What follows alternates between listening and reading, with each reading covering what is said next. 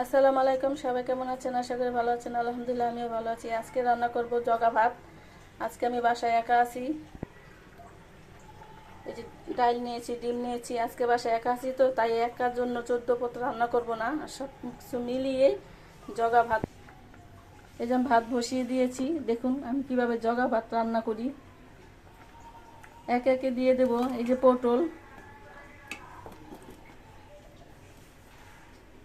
তারপরে এই যে শসা, তারপরে গাজর,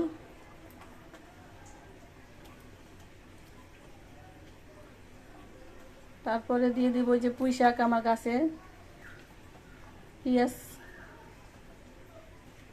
কাঁচামরিচ, এই যে চিংড়ি মাছ দিয়ে দিলাম। একার জন্য কতই করব। এই যে মুসুরির ডাল দিয়ে দিলাম, সেজন্য জগা ভাত রান্না করে ফেলবো।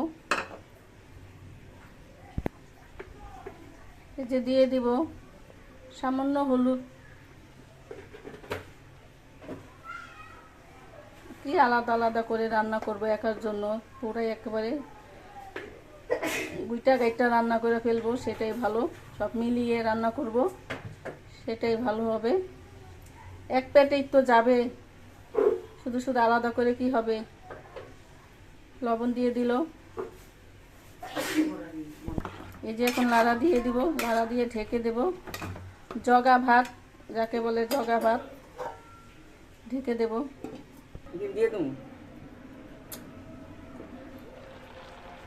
দেখুন আমার জগা ভাত কেমন হয়েছে, কি সুন্দর হয়েছে আমার জগা ভাত। এখন ডিমটা দিয়ে দিব। ডিমটা দিয়ে নামিয়ে ফেলবো। সবাই কমেন্ট করবেন, লাইক করবেন, সাবস্ক্রাইব করে দিবেন। দেখুন আমার জগা ভাত। শুধু জগা ভাত খেলে হবে, সাথে ইলিশ মাছ জাল দিয়ে রেখেছি, সেই জালটা দিয়েই ভাত খাবো, জগা ভাত খাবো।